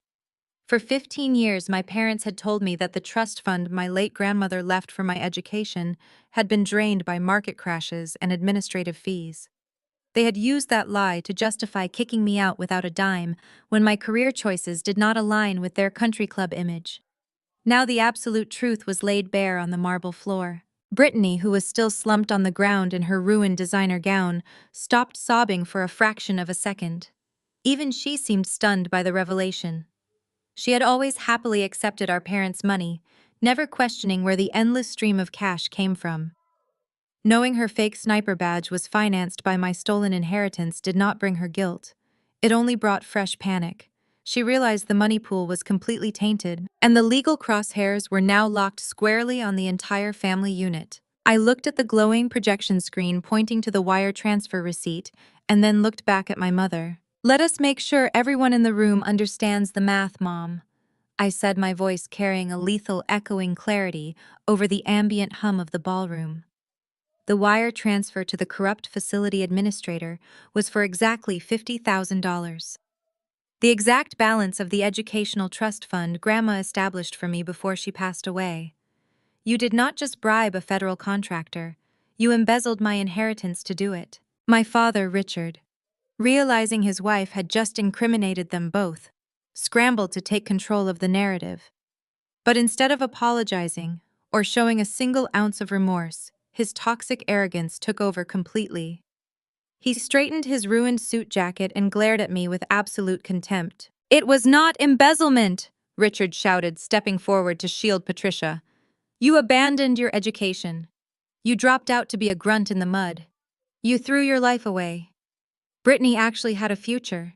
She needed that money to build an elite image for her future husband. She was marrying into a prominent family, and we had to ensure she met their standards. You were doing nothing with your life, so we reallocated the funds to the daughter who actually mattered." The sheer unapologetic toxicity of his logic was staggering. He genuinely believed that stealing my future to purchase a fake military credential for his golden child was a sound parental investment. He thought throwing the word grunt around would somehow demean my service and elevate Brittany's fraudulent status. Dion took a sharp step forward, his fists clenched at his sides. The former SWAT captain looked at my parents as if they were a disease he wanted to eradicate from his presence. The profound disgust etched into his features was undeniable. He came from a proud African-American family where military service and honest sacrifice were revered above all else. Hearing a wealthy, privileged man use the word grunt as an insult while defending the theft of his own daughter's future was physically repulsive to him. "You stole from your own child to buy a lie," Dayon said, his voice dropping to a dangerous, freezing register. "You financed a felony to trick my family into accepting yours. You people are not just criminals, you are morally bankrupt." General Cole stood right beside his son, his posture rigid with military fury. "I have faced enemy combatants with more honor than the two of you," the general stated, his deep voice slicing through my father's remaining bravado. "You talk about elite images and prominent families, Richard, but you have no concept of what true honor is. You built a house of cards on the back of the daughter you threw away." Richard visibly shrank under the intense, unified condemnation of the Cole family. He opened his mouth to formulate another corporate excuse, another way to spin the theft as a necessary family expense. But he had absolutely no leverage left. His business was collapsing, his daughter was a viral fraud, and federal investigators were currently mobilizing to raid his corporate headquarters. I watched my parents squirm under the crushing weight of their own actions. For 3 decades, they had controlled the narrative. They had dictated who was the success and who was the failure. They had used money as a weapon to bend the world to their will. But they had made one catastrophic miscalculation. They assumed I was still the powerless teenager they kicked out of the house. I slowly walked down the steps of the stage, my boots clicking rhythmically against the marble floor. I stopped just a few feet away from Richard and Patricia. I did not look angry. I did not look hurt. I simply smiled. It was a chilling, predatory smile that made my mother instinctively take a step back. "You called it a simple reallocation of funds, Dad," I said, my tone eerily conversational. "But the federal courts call it fiduciary fraud." I reached into the inner pocket of my tactical jacket. "Did you read the terms of Grandma's trust, Dad?" I asked, watching the color completely drain from his face. "Because if the funds are embezzled, the penalty clause triggers a repayment of 3 times the amount." The color permanently left my father's face as the reality of my words settled over him. He was a man who lived and breathed financial contracts, and he knew exactly what a penalty clause meant. He had spent the last 5 years believing he had successfully stolen my inheritance without leaving a single trace, entirely convinced that my lack of a traditional college degree meant I was too stupid to ever uncover his financial crimes. He had deeply underestimated me. I did not break eye contact with him as I reached into the inner breast pocket of my tactical jacket. I bypassed my phone and pulled out a thick, neatly folded stack of legal paper. It was not a prop. It was a certified, stamped document from the federal courthouse. I held it up, letting the harsh light of the projector illuminate the official seal on the front page. "I did not just audit your corporate security protocols, Dad," I said, my voice projecting with icy clarity. "When I cross-referenced the missing $50,000 from Grandma's trust against your offshore wire transfers, I initiated a forensic trace. I officially filed a civil lawsuit for fiduciary fraud and embezzlement exactly 2 days ago. The papers have already been served to your corporate legal department. They have probably been trying to reach your cell phone all evening. My mother let out a strangled, high-pitched gasp. She pressed both hands against her mouth, taking a frantic step backward. She looked at the legal document in my hand as if it were a live explosive device. Let us do the math right here in front of everyone. I continued, my tone completely unyielding. $50,000 multiplied by the penalty clause is $150,000. Add in 5 years of accrued interest, compensatory damages, and the legal fees for the elite financial attorneys I hired to completely dismantle your holding company. You are going to be paying me a very, very long time. Richard shook his head, a gesture of pure denial. His arrogant boardroom persona was completely disintegrating. He was sweating profusely, his expensive silk tie suddenly looking like a noose around his neck. You cannot do this, Richard stammered, his voice cracking. A civil suit takes years. I will tie you up in litigation until you are bankrupt. I have the best defense lawyers in the state. Not anymore, Dion interjected, stepping forward to stand shoulder to shoulder with me. His voice was laced with profound disgust. Your lawyers are going to drop you the second they realize you are under federal investigation for bribing a military contractor.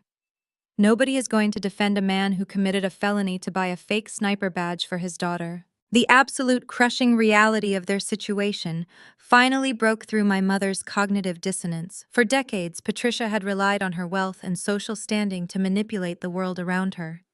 She had treated me like disposable garbage, confident that she would never face a single consequence for her cruelty. Now her golden child was a viral fraud, her husband was facing federal prison, and her rejected daughter was legally seizing every asset she had left. Her brain completely snapped. Patricia let out a guttural, terrifying scream of pure rage. She dropped her designer clutch to the floor and lunged directly at me. Her hands were curled into rigid claws, aiming straight for my face. She had completely abandoned any pretense of being a civilized high society hostess. In that singular moment, she was nothing more than a vicious, cornered predator acting on pure violent impulse. I did not even flinch. I had spent years training in hand-to-hand combat, and I could have easily neutralized her attack before she took a second step. But I did not have to. Dayon moved with the blinding instinctual speed of a veteran SWAT captain. Before Patricia could even close half the distance between us, Dion stepped fluidly into her path. He did not strike her, and he did not use unnecessary force. He simply executed a flawless textbook tactical block. He caught both of her wrists in midair, twisted them slightly to neutralize her momentum, and locked her arms firmly downward in a controlled restraint. Do not take another step toward her, Dion commanded, his voice vibrating with absolute lethal authority. Patricia thrashed wildly against his grip, screaming obscenities and crying hysterically. Let me go, she ruined everything. She ruined my daughter's life. Dayon did not yield a single inch. He held her securely in place, glaring down at her with a look of utter revulsion. You are attempting to assault a federal contractor in a room filled with retired military personnel and law enforcement. Dion stated coldly, tightening his grip just enough to remind her that she was completely powerless. If you do not step back and calm down, right this second, I will personally place you under citizen's arrest, and you will end this disastrous evening in handcuffs. Do you understand me? The threat of being dragged out of her own country club in handcuffs finally penetrated Patricia's hysterical rage. The fight instantly drained out of her body. She collapsed against Dion's restraint, sobbing uncontrollably. Dion released her wrists with a look of deep disdain and stepped back, creating a physical barrier between my parents and me. Richard rushed forward to catch his weeping wife, wrapping his arms around her as she cried into his ruined suit. Brittany remained on the floor a few feet away, curled into a pathetic ball, crying into the fabric of her torn designer gown. The picture-perfect family they had spent decades projecting to the world was completely shattered, reduced to a weeping, miserable heap on the marble floor. General Cole watched the pathetic display with hard, unforgiving eyes. He placed a hand on Dion's shoulder, a silent gesture of paternal pride for how his son had handled the threat. They wanted absolutely nothing more to do with these people. The heavy, uncomfortable silence in the ballroom was broken by the sound of hesitant footsteps approaching our circle. I turned my head to see the general manager of the exclusive estate walking toward us. I was a sharply dressed man who had spent the entire evening managing the catering staff and ensuring the event ran smoothly. Right now, he looked incredibly nervous. He was holding a sleek black leather folio tightly against his chest, his eyes darting between General Cole Dion and my weeping parents. He stopped a respectful distance from Richard, clearing his throat awkwardly to interrupt the sound of my mother's sobbing. "Excuse me, Mr. Sterling," the manager said, his voice hesitant but loud enough for everyone near the center table to hear clearly. "I am so sorry to interrupt given the circumstances, but I was instructed to bring this to your immediate attention." Richard looked up, his eyes bloodshot and filled with absolute despair. "What is it now?" he snapped weakly.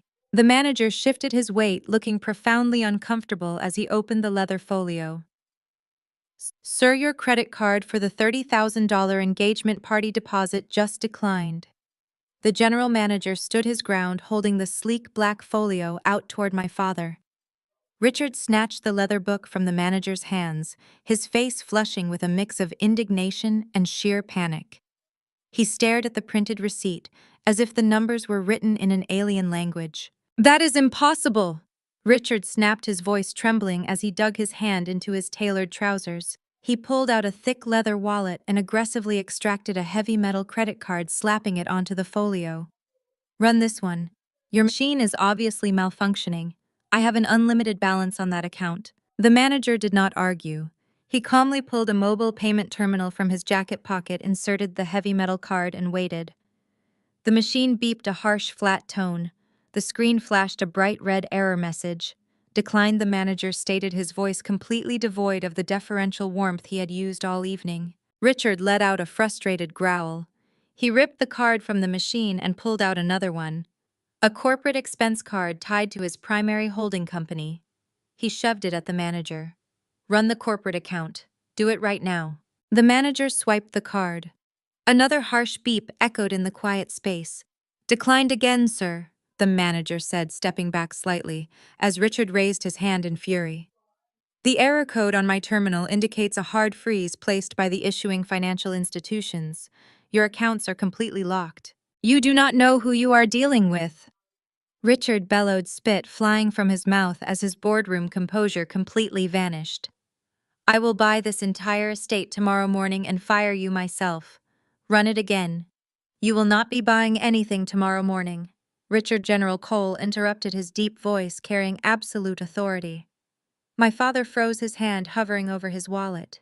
He looked at the general with wide, terrified eyes. "Did you honestly believe the federal government moves slowly when a major defense contractor is flagged for felony embezzlement and bribery?" General Cole asked, a grim smile touching the corners of his mouth. "The moment I made that phone call, your corporate identification numbers were entered into a restricted federal database. The Department of Defense and the Treasury Department do not wait around to see if you are going to flee the country. They freeze your personal and business assets instantly pending a full fraud inquiry. Every bank account, every stock portfolio, every line of credit tied to your social security number is officially frozen. You are completely cut off." The heavy leather wallet slipped from Richard's hands, hitting the marble floor. Dozens of useless platinum and black cards scattered across the ground like dead leaves. He was a man whose entire existence, his entire identity, was built entirely on his net worth. Without his money to shield him, he was absolutely nothing. He was just a corrupt old man facing a federal indictment. The estate manager cleared his throat, his posture rigid.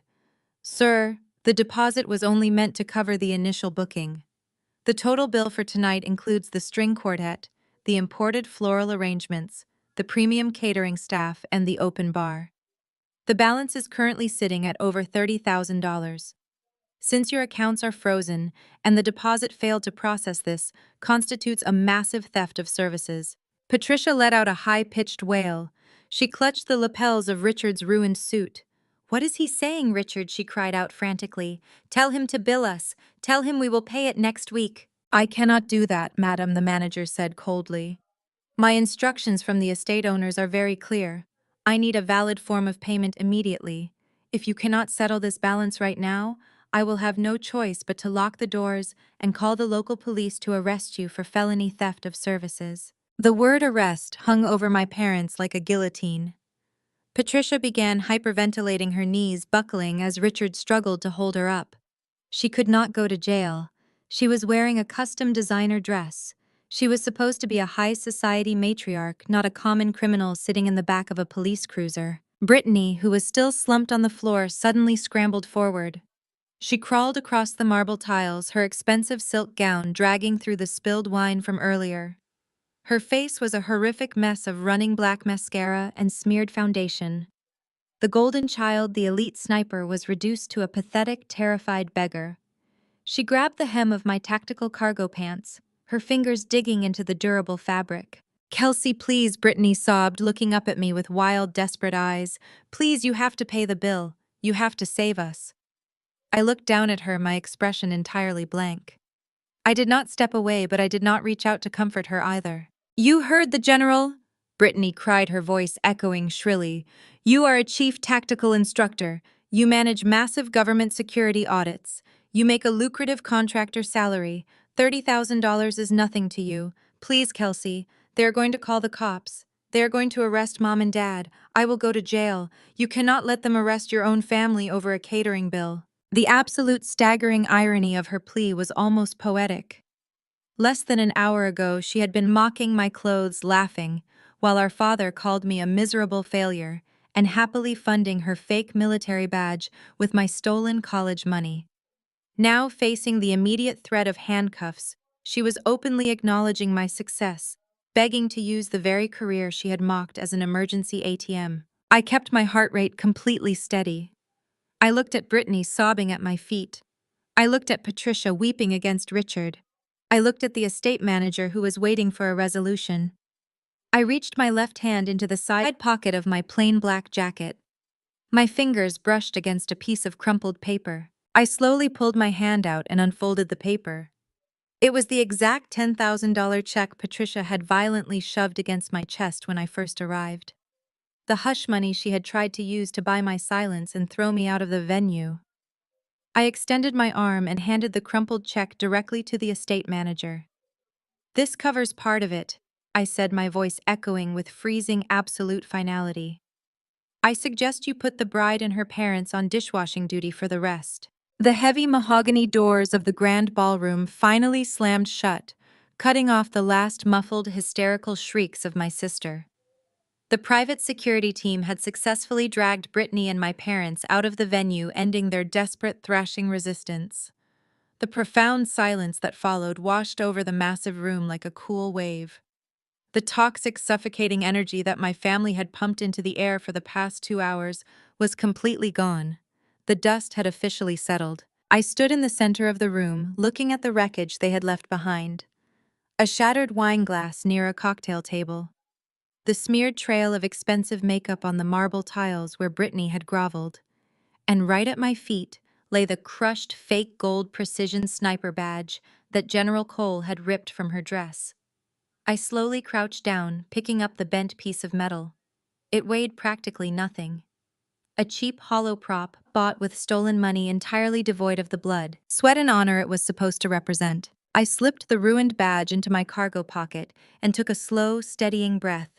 My heart rate, which had remained perfectly calm during the tactical confrontation, finally began to ease into a natural, relaxed rhythm. I turned my attention to the far side of the room. The majority of the high society guests and corporate investors had already fled the scandal, leaving only a tight-knit circle of people remaining. Dion stood near the stage, surrounded by his family. His mother, his uncles, and his cousins were all exchanging quiet, serious words.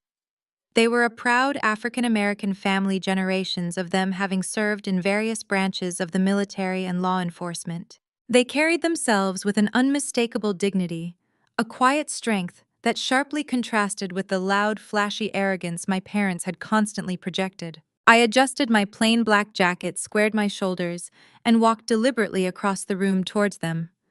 As I approached, the conversations naturally ceased. Every member of Dion's family turned to look at me.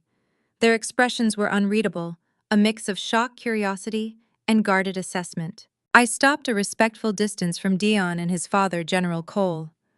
I did not cross my arms or adopt a defensive posture.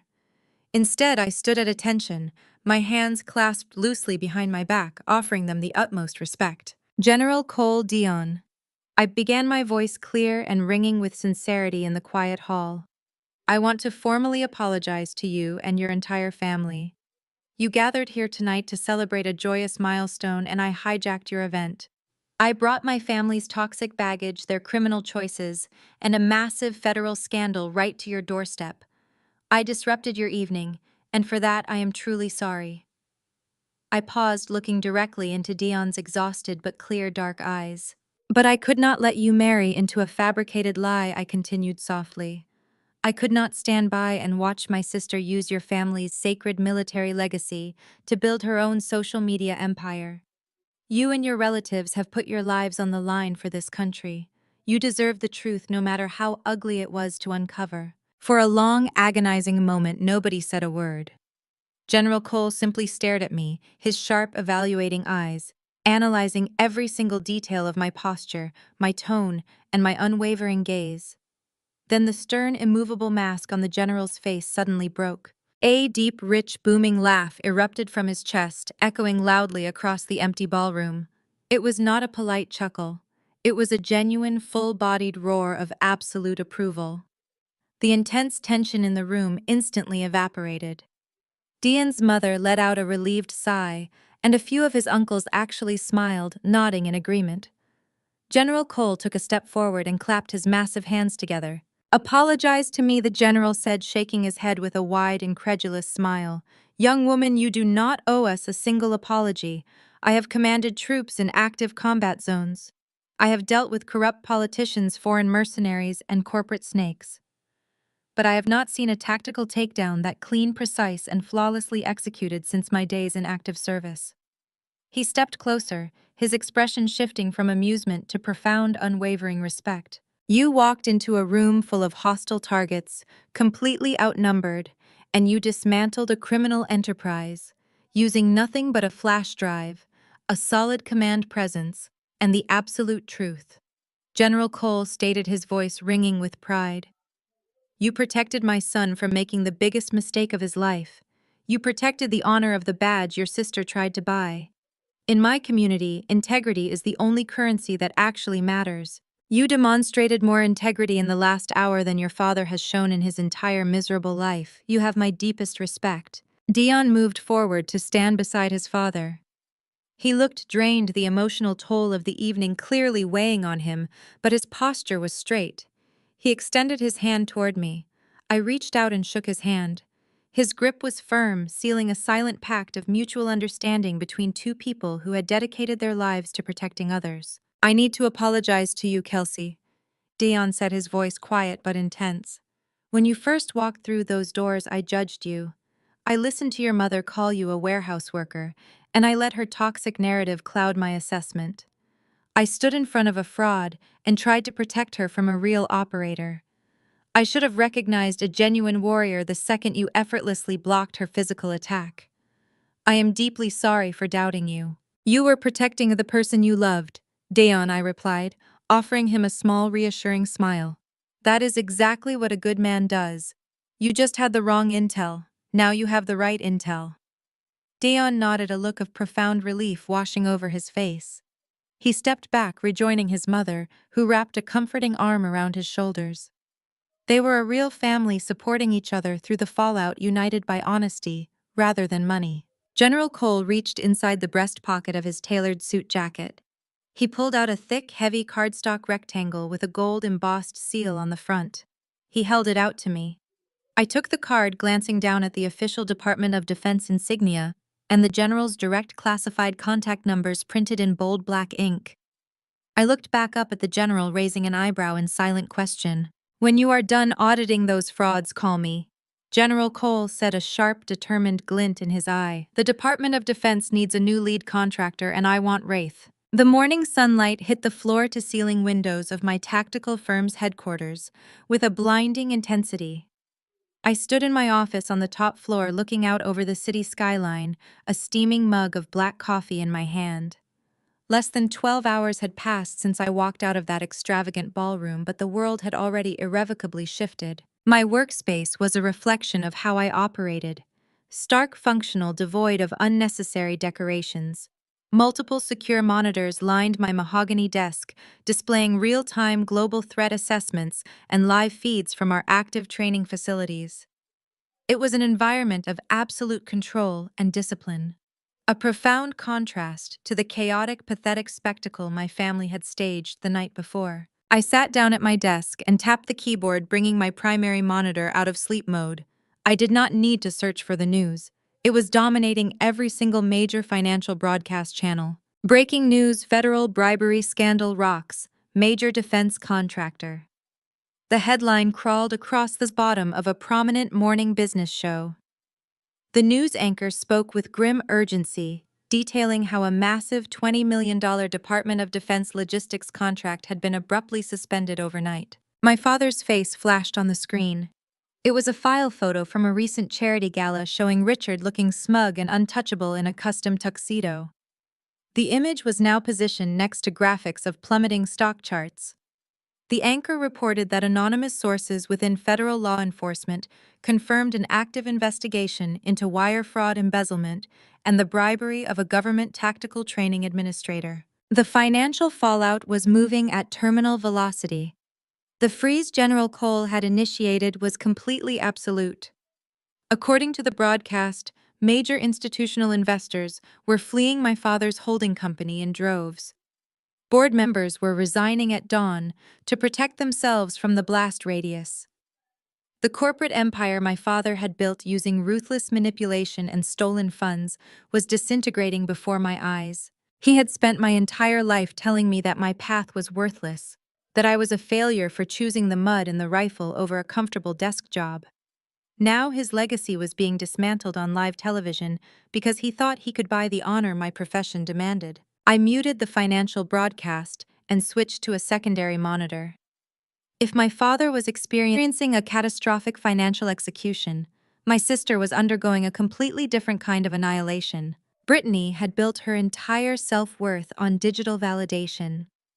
Her identity was entirely dependent on a carefully curated social media image designed to project wealth, beauty, and elite status. She thought pinning a fake precision sniper badge to her dress would secure her place in a prominent military family and boost her online clout to untouchable heights. She severely underestimated the fierce protective nature of the veteran community. Sometime during the early hours of the morning, a guest from the engagement party had posted a highly detailed account of the confrontation to a massive online forum dedicated to military service members and private contractors.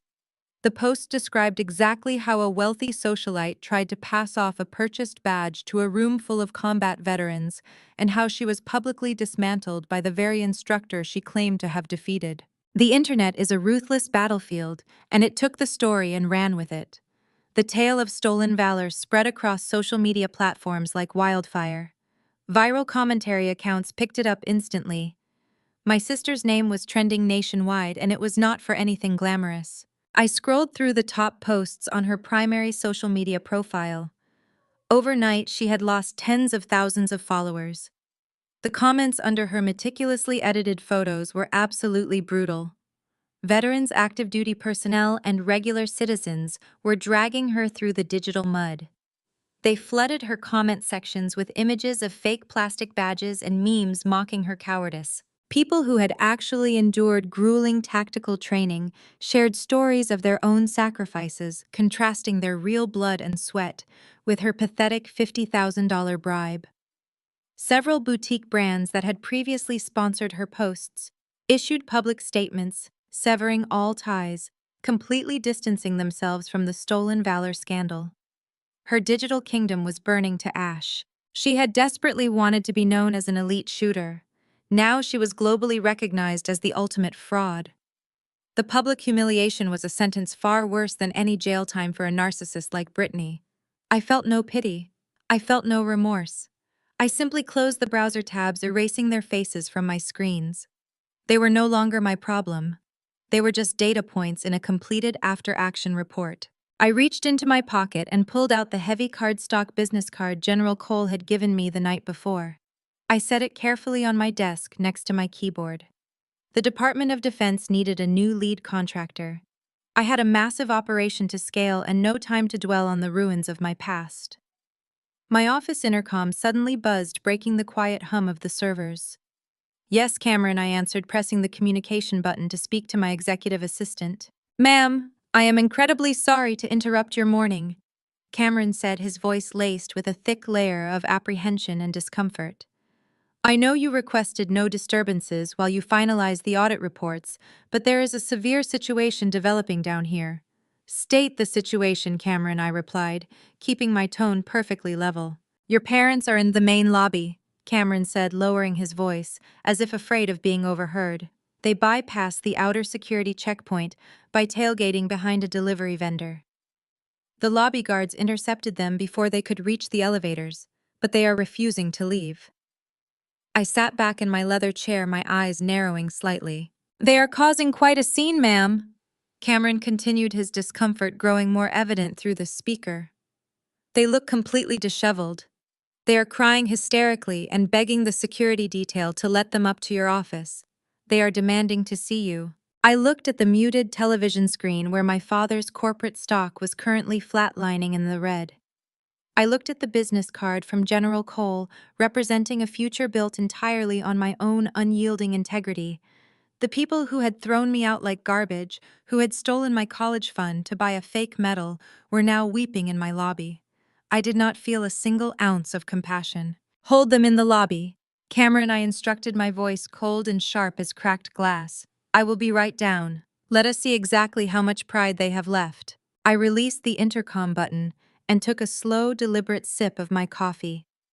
I looked around my immaculate, secure office and realized that bringing my parents up here into my inner sanctum was exactly what needed to happen. They needed to see the empire I had built with my own two hands. They needed to stand in the center of the world they told me I was too worthless to ever achieve. Change of plans. Cameron, I said, pressing the button once more. Escort them up to my floor. Put them in conference room Alpha and station 2 guards at the door. I do not want them wandering the halls. I set my mug down and walked out of my office, moving down the sleek glass corridor of my tactical firm. When I pushed open the heavy reinforced door of conference room Alpha, my parents were already inside. The sight of them was genuinely jarring. Less than 12 hours ago, they had been standing in a multi-million-dollar ballroom, radiating arrogance and looking down their noses at everyone around them. Now they looked like they had aged a decade overnight. My father, Richard, was wearing the exact same custom-tailored suit he had worn to the engagement party, but it was now hopelessly wrinkled and stained with sweat. His tie was loosened, his collar unbuttoned, and his posture was completely defeated. The ruthless corporate titan was gone, leaving behind a terrified, desperate old man. My mother, Patricia, looked even worse. The flawless high society matriarch who had shoved a $10,000 check into my chest had completely vanished. Her expensive designer dress was rumpled. Her perfect hair was a disheveled mess, and her face was puffy and red from hours of crying. She looked stripped of every ounce of designer arrogance she had ever possessed. As soon as the heavy door clicked shut behind me, Patricia practically lunged forward. Kelsey, she cried out, her voice hoarse and broken. She reached out with trembling hands, attempting to grab my arms in a desperate maternal embrace. I took one fluid, tactical step backward, entirely removing myself from her reach. My expression remained carved from ice. Sit down, I commanded, pointing to the steel chairs on the opposite side of the glass conference table. Patricia flinched as if I had struck her. She slowly lowered her hands and collapsed into the nearest chair, sobbing quietly into her palms. Richard remained standing, gripping the back of his chair so tightly his knuckles were white. Kelsey, please, you have to stop this, Richard pleaded, his voice shaking with a pathetic desperation I had never heard from him before. Federal agents raided my corporate headquarters at 6 o'clock this morning. They seized every single server and boxed up every physical file in the building. My accounts are frozen. My investors have completely abandoned me. I have absolutely nothing left. I pulled out a chair and sat down at the head of the table, folding my hands neatly in front of me. I am well aware of the federal timeline, Dad, I replied calmly.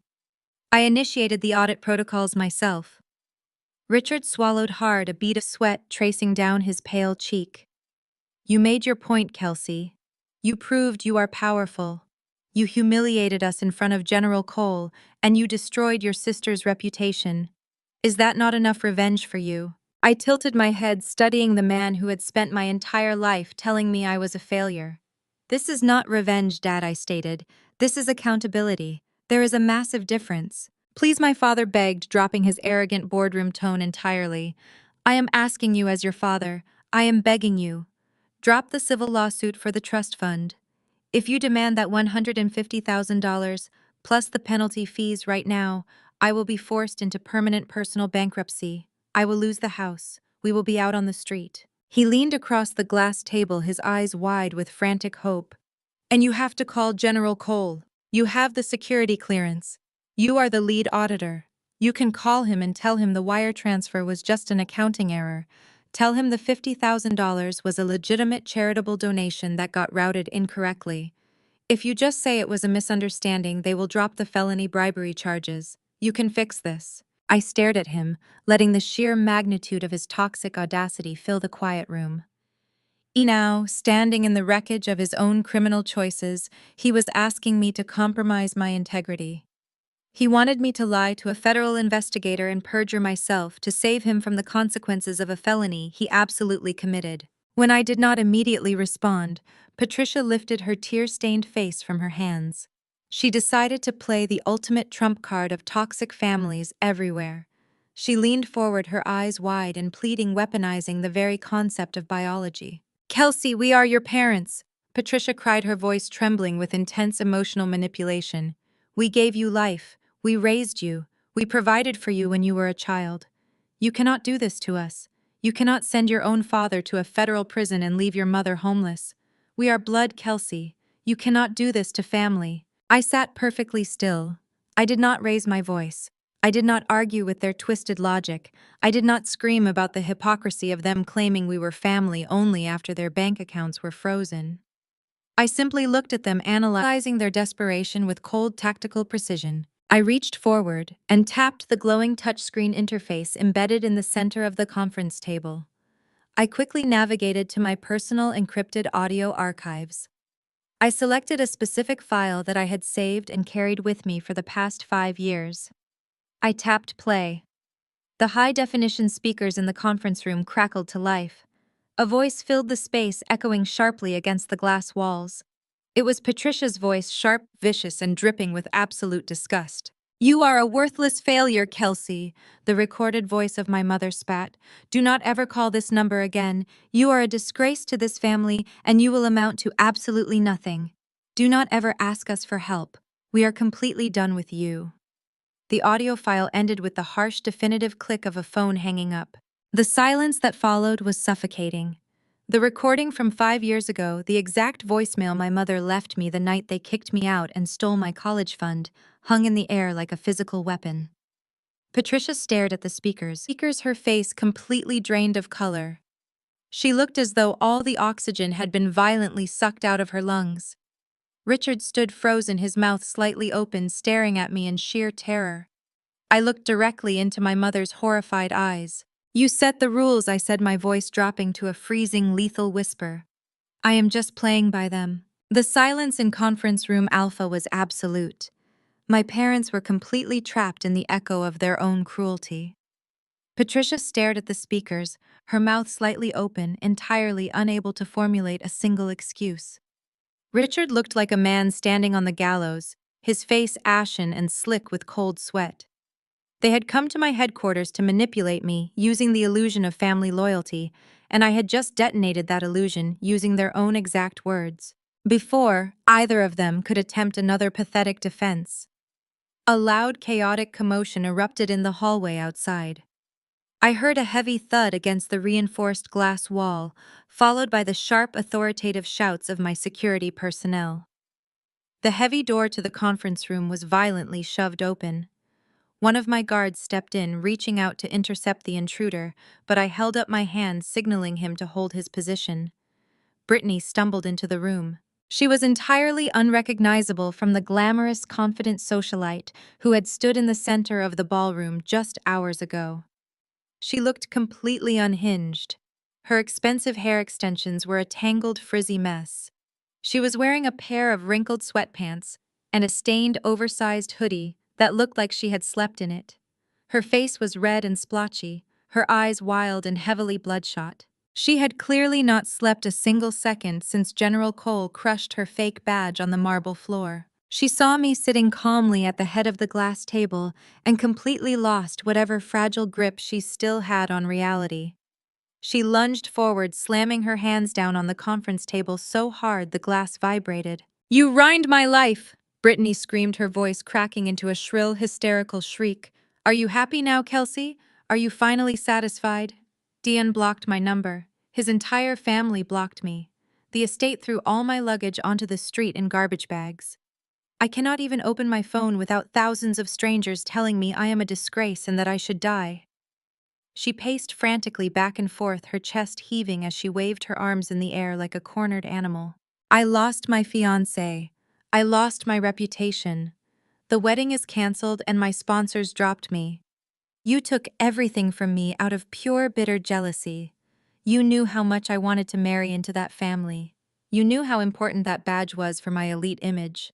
You just had to show up and burn my entire future to the ground so you could finally feel important. You are a cold-blooded monster, Kelsey. You ruined my life." I did not raise my voice. I did not justify my presence at the party or explain the federal audit protocols to a hysterical narcissist. I simply pushed my leather chair back and stood up to my full height.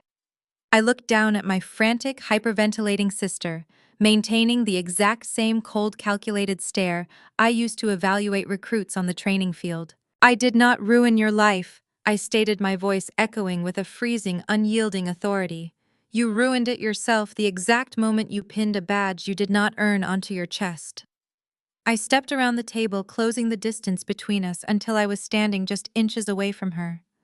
Brittany instinctively shrank back, physically intimidated by my sheer presence and the absolute lack of sympathy in my eyes. "You thought military honor was just another shiny accessory you could buy with our father's dirty money to boost your social media following." I continued, my tone completely merciless. "You thought you could trick a family of real combat veterans into accepting you by parading around in stolen valor. You wanted the respect, the glory, and the elite status, without enduring a single second of the pain. You wanted to play Soldier Brittany. Well, this is what happens when you step onto a real battlefield. You get exposed, and you get left behind." Brittany opened her mouth to scream another toxic accusation, but she was completely out of time. I nodded to the two large security guards standing at the door. They stepped forward immediately, moving with swift professional efficiency. They grabbed Brittany by both arms, securing her firmly but safely, preventing her from causing any physical damage to herself or my office. "Let go of me!" Brittany thrashed wildly, kicking her feet as the guards lifted her entirely off the ground. She looked back at Patricia and Richard, who were watching in stunned, terrified silence. "Mom, Dad, make them stop. Tell her to fix this. Make her give me my life back." As the guards dragged my screaming, thrashing sister backward out of the conference room, I turned my attention back to my parents. They were gripping each other, watching their golden child being hauled away like a common trespasser. The final shred of their high society superiority had just been dragged out the door in sweatpants. I reached down to my desk and picked up a thick, sealed manila folder. I walked over and dropped it directly onto the glass table right in front of Richard. It landed with a heavy, definitive thud. "By the way," I said, looking down at their pale, terrified faces, "the federal marshals who raided your corporate offices this morning were only looking for the bribery records. This folder is an official federal subpoena from my financial legal team. It mandates the immediate surrender of all your remaining personal assets, pending the civil fraud and embezzlement trial for my stolen college fund. You have exactly 24 hours to surrender your passports to the court." I watched them stare at the manila envelope in sheer, absolute horror. They were completely cornered with no money, no leverage, and nowhere to run. "Security will escort you out. Now," I said, turning my back on them and walking toward the door. "Have a safe ride on the bus." Several weeks blurred into a relentless, highly productive rhythm. The federal hammer fell exactly as I had predicted. The morning business networks reported that my father's holding company had officially filed for Chapter 11 bankruptcy. The federal marshals had completely frozen every corporate and personal account tied to his name. The board of directors voted unanimously to oust him, severing his golden parachute and leaving him with absolutely nothing. I was currently awaiting his criminal trial, stripped of his custom suits and reduced to fighting for a public defender because his remaining private funds were seized to repay the embezzled trust. My mother had moved into a cramped, rented apartment on the industrial outskirts of the city, far too ashamed to show her face at any of her former high society country clubs. Brittany experienced a completely different kind of downfall. The viral video of her screaming in the mud had cemented her status as the internet's favorite joke. Without my parents' stolen money to fund her designer lifestyle and with her social media accounts permanently deleted due to the relentless aggressive backlash, she was forced into a stark, unforgiving reality. I heard through the tactical network grapevines that she was working a minimum wage retail job at a generic sporting goods store in a dying strip mall. The irony was incredibly poetic. She spent her days stocking hiking boots and cheap camping gear. Local veterans, active duty personnel, and off-duty cops who recognized her from the viral stolen valor posts made it a point to walk past her register. They never yelled or caused a scene. They simply looked at her name tag, glanced at the cheap tactical gear on the shelves, smirked, and asked if she offered discounts for elite snipers. The psychological toll of being a global laughingstock had completely shattered her narcissistic ego. I did not spend a single second gloating over their ruin. I had a massive empire to run. The Department of Defense officially awarded my firm the lead contracting position, shifting the massive logistics and security audit portfolio directly under my command. We expanded our operational footprint, overnight leasing 3 new tactical training facilities across the state and bringing in hundreds of elite recruits.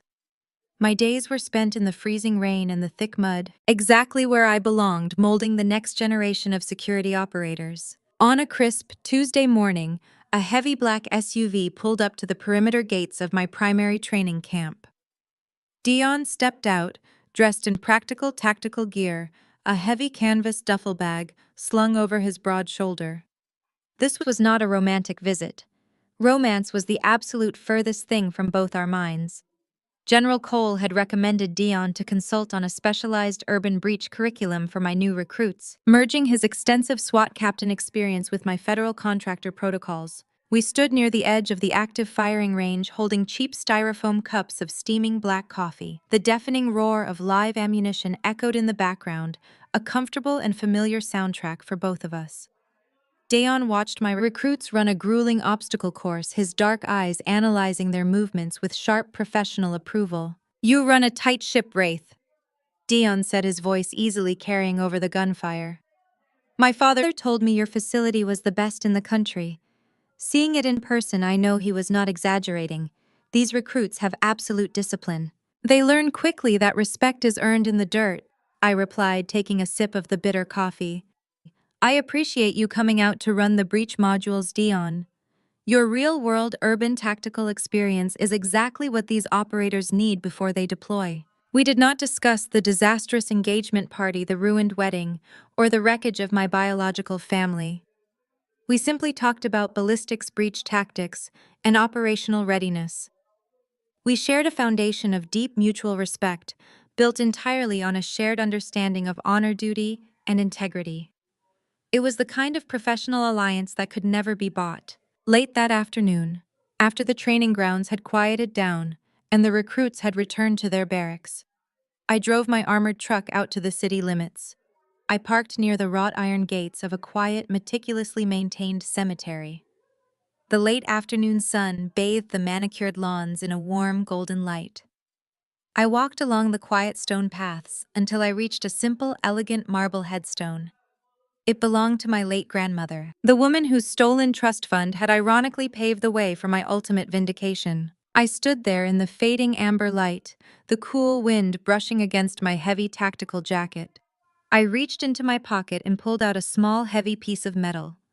It was not shiny or pristine, The edges were deeply scratched, the gold finish worn dull from years of brutal overseas deployments, harsh weather, and relentless combat training. It was my real hard-earned gold precision sniper badge. I knelt down in the soft grass and placed the heavy metal emblem gently against the cold marble of the headstone. The relentless driving rain hammered against the corrugated steel roof of the observation tower. It was 0400 hours at our primary tactical training facility, and the weather was absolutely miserable. Freezing water turned the obstacle course below into a treacherous, chaotic landscape of thick, unforgiving mud. I stood at the edge of the viewing platform, leaning my forearms against the cold metal railing. The harsh floodlights cut through the downpour, illuminating the new batch of recruits, fighting their way through the live fire night navigation drill. This was the exact same grueling scenario that had broken my sister 4 years ago. I watched a young recruit lose his footing on a slick embankment. He went down hard, his heavy, tactical vest burying him deep into the freezing mud. He did not cry. He did not look around for a shortcut, and he certainly did not reach into his pocket to offer anyone a bribe. He simply gritted his teeth, forced himself back up onto his shaking legs, and pushed forward into the darkness to find his squad. That was the essence of true grit. It was raw, ugly, and entirely beautiful. I pulled the collar of my waterproof jacket up against the biting wind, feeling a profound sense of absolute peace. I was exactly where I belonged. My encrypted phone vibrated against my chest. I pulled it from my tactical pocket, shielding the screen from the heavy rain. I had a new message from my financial legal team. The subject line read simply, "Judgment secured." I tapped the screen and read the brief, highly satisfying summary. The civil lawsuit regarding my stolen college fund had officially concluded. The federal judge had shown absolutely zero leniency toward my parents' financial crimes. With their corporate empire dismantled and their personal assets liquidated by the federal government, the court had seized the remaining funds from the sale of their luxury vehicles and offshore accounts. The original $50,000 they embezzled from my grandmother's trust had been successfully recovered. Furthermore, the judge fully enforced the penalty clause.